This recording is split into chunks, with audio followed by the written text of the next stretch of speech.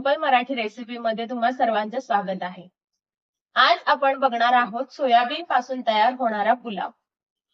अगदी सोप्या पद्धतीने दाखवला आहे पुलाव कसा करायचा। जर माझा व्हिडिओ तुम्हाला आवडला तर सबस्क्राइब करायला विसरू नका आणि बेल आयकॉनचं बटनही दाबायला विसरू नका। मी माझं किचन चॅनल अगदी छोट्याशा प्लॅटफॉर्मवरनं सुरू केलं आहे, तर मला सपोर्ट करा। आज आपण बघणार आहोत सोयाबीन पुलाव। त्यासाठी लागणारे साहित्य आहे, इथे मी 1.5 कप बासमती तांदूळ घेतलेला आहे, एक मध्यम आकाराचा कांदा, एक मध्यम आकाराचा टोमॅटो आणि एक मध्यम आकाराची शिमला मिरची, एक छोटी वाटी सोयाबीन,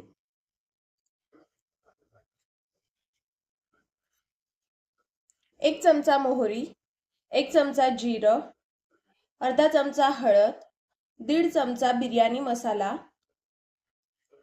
हिरवी मिरची आलं लसणाची पेस्ट, 2 पळी तेल आणि कोथिंबीर। तर सगळ्यात आधी काय करायचं आहे आपल्याला, हा बासमती तांदूळ स्वच्छ 4 ते 5 पाण्याने धुवून घ्यायचा आहे। मी इथे तांदूळ धुवून घेते।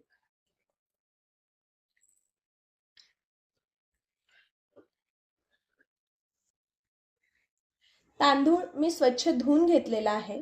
आता यात आपल्याला पाणी टाकून अर्धा तासासाठी भिजत ठेवायचं आहे।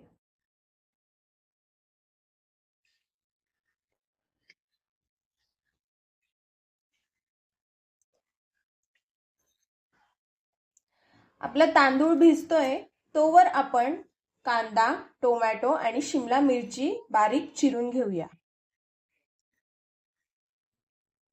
हे बघा, आपला कांदा, टोमॅटो आणि शिमला मिरची बारीक चिरून झालेली आहे। आता इथे मी कांदा बारीक बारीक पण लांबा चिरून घेतलेला आहे। हे बघा, मी या कपाने 1.5 कप तांदूळ मोजून घेतलेले होते। तर आता ह्याच कपाने आपल्याला पाणी मोजून गरम करायला ठेवायचंय। 1.5 कप तांदळासाठी 3 कप पाणी आपल्याला गरम करायला ठेवायचंय।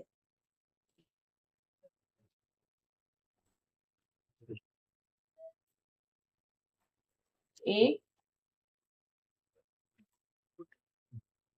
2 आणि 3। हे पाणी आता आपण गरम करायला ठेवूया।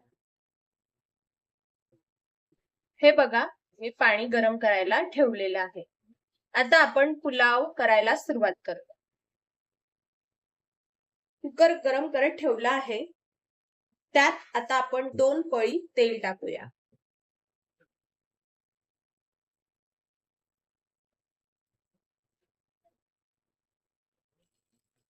हे बघा, तेल पूर्णपणे गरम झालं आहे। सगळ्यात आधी अर्धा चमचा मोहरी टाकायची, अर्धा चमचा जिरं,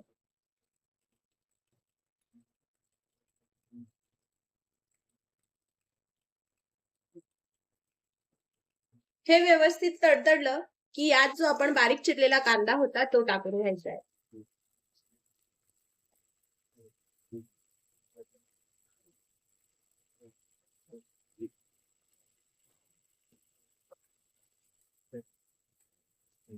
कांदा पूर्णपणे पांढरा शुभ्र होईपर्यंत तेलात परतवून घ्यायचा आहे।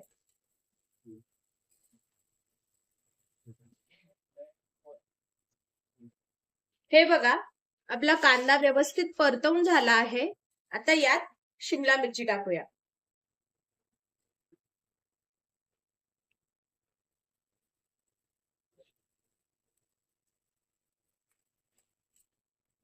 हे बघा, शिमला मिरची आणि कांदा व्यवस्थित शिजले गेले आहे। आता यात आपण टोमॅटो टाकूया।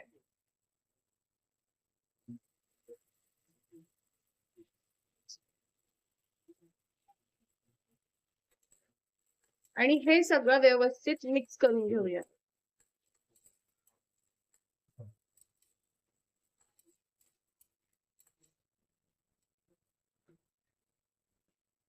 आपला टोमॅटो व्यवस्थित शिजला आहे। आता यात आपण जी आलं लसूण मिरचीची बारीक पेस्ट करून घेतलेली होती ती टाकूया।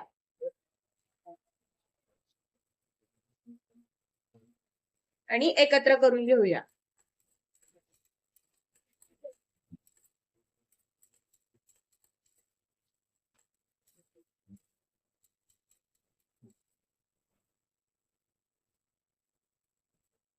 हे सगळं साहित्य आता कुकरचं झाकण 5 मिनिटं व्यवस्थित असं ठेवून वाफेवर होऊ देऊया.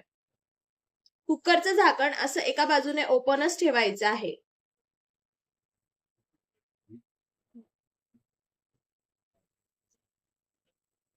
हे सगळं साहित्य वाफवून 5 मिनिटं झाले आहेत. आता यात आपण जी छोटी वाटी सोयाबीन घेतलेले होते ते कच्चेच टाकायचे आहे, न भिजवलेले, आणि एकत्र करून घ्यायचे. आणि पुन्हा 1-2 मिनिटासाठी वाफेवर होऊ द्यायचंय.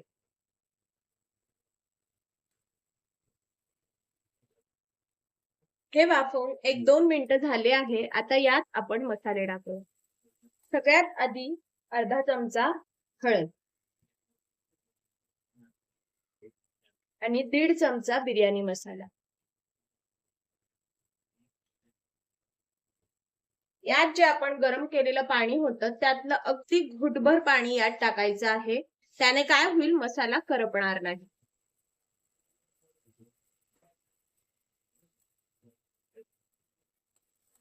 हे सगळं एकत्र करून घ्यायचं.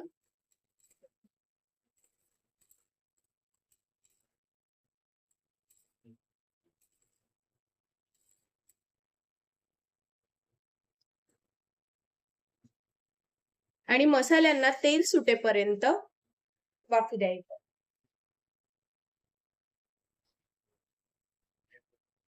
मसाल्यांना व्यवस्थित तेल सुटलं होतं. आता यात जो भिजवलेला तांदूळ होता अर्ध्या तासासाठी तो टाकला आहे. टाकल्यानंतर हे सगळं एकत्र करून घ्यायचंय. हे बघा, हे सगळं असं व्यवस्थित एकत्र करून घ्यायचंय.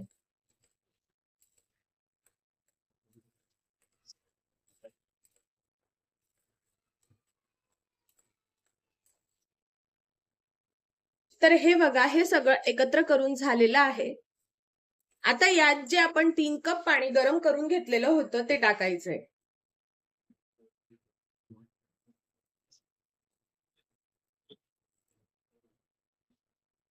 पाणी टाकल्यानंतर त्यातच चवीनुसार मीठ टाकायचं.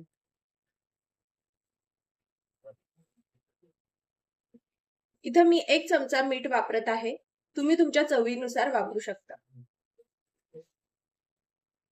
आणि हे सगळं एकत्र करून घ्यायचं.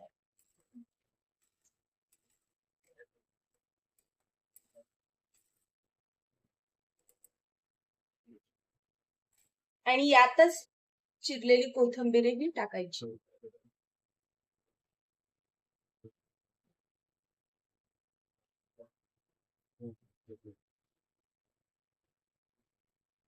चिरलेली कोथिंबीर टाकल्यानंतर हे सगळं असं एकत्र हलवून घ्यायचं आहे आणि कुकरचं झाकण लावून 1 शिट्टी होऊ द्यायची आहे.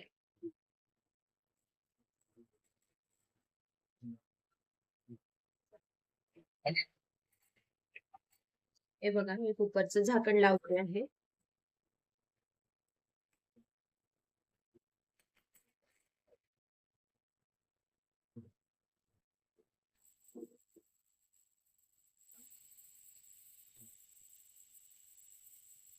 हे बघा, कुकरची 1 शिट्टी इथे झालेली आहे.